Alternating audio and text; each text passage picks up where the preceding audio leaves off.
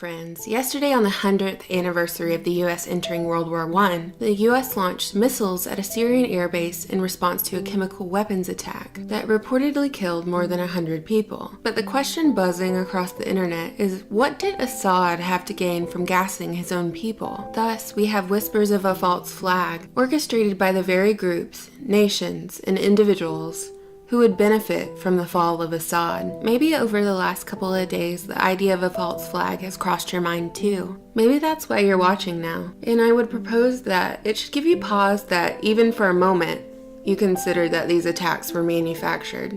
But you're not alone. A lot of us sense something isn't right.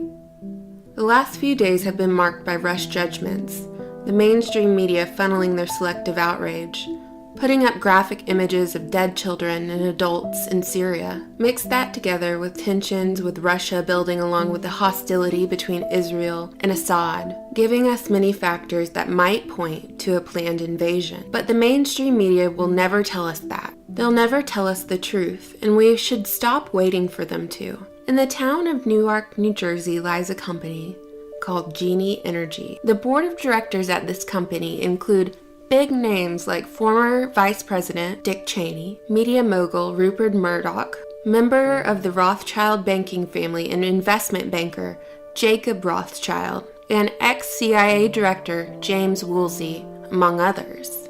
On the other side of the world, there's a coveted plateau in western Syria, rich in natural resources and history.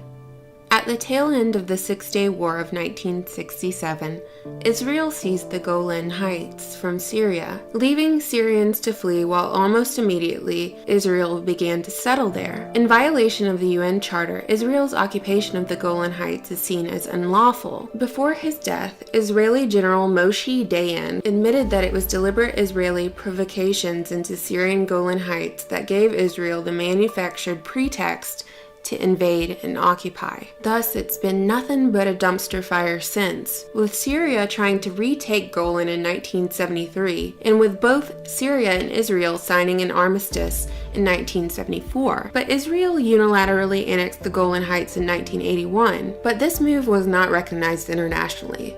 And for Israel to seek to exploit mineral reserves in the occupied Golan Heights was plainly illegal in international law. You know what else is in Golan Heights besides Syrian and Israeli settlements and a whole lot of contempt for each other? Oil.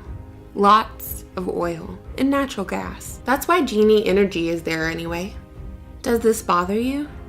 Maybe it should. While Murdoch, Rothschild, and Cheney are pumping black gold out of the ground, Turkey, the US, Russia, and a bunch of others have been fighting over Syria's geostrategic location. So who benefits from Syria in disarray?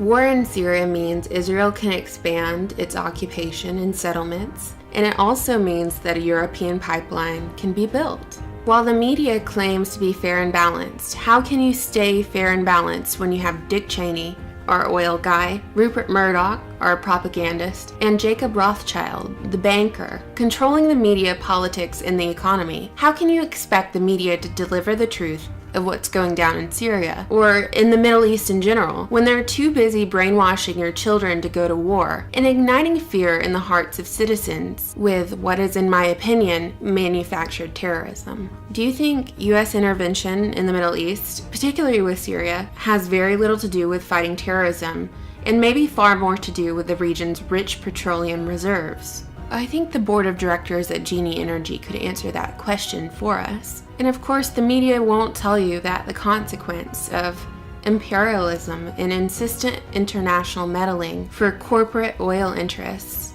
destabilizes the entire Middle East, and it led to the formation of radical groups, which are then funded by those who want Syrians, in particular, to either die or seek refuge in another country. Get out so we can have your oil. And we all know Iran is next, especially since British Petroleum, formerly known as the Anglo-Persian Oil Company, will never forget the wealth they sucked from the oil fields of Iran, as they were, in fact, the first company to extract petroleum from Iran. Iran's oil was a global prize and one that BP had no plans to let go. When Winston Churchill helped seize it in the 1920s, he called it a prize from fairyland beyond our wildest dreams. So the rival narrative to, oh my gosh, these pictures of dead children from this chemical attack are horrible, we have to act. The rival narrative is that this is all to overthrow the Syrian government. So the powers that be can install their own government. Then they can install their own central bank. And of course, the reconstruction process from war is really profitable. And you could equip a Syrian army, which is a big market for the arms manufacturers. And then they could also get that coveted pipeline from Qatar to Turkey and all the oil they want in Syria. And of course, all of this also benefits Israel. Taking over Syria gives them more of a safe zone around Israel. But there's one problem.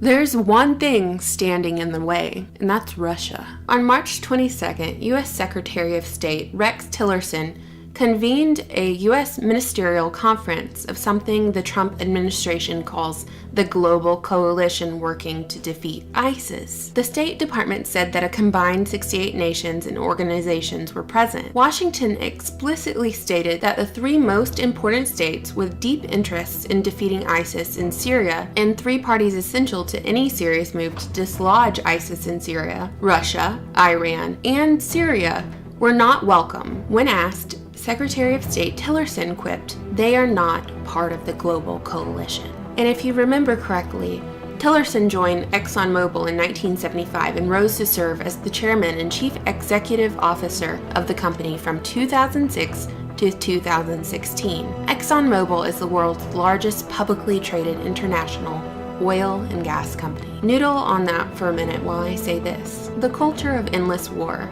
the establishment of the terrorist state, the never-ending fear that motivates people to emotionally and financially back the war machine. This is what they want. This is their plan, and they want us to die for it. Don't you think that those who desire war should be the ones fighting on the front lines?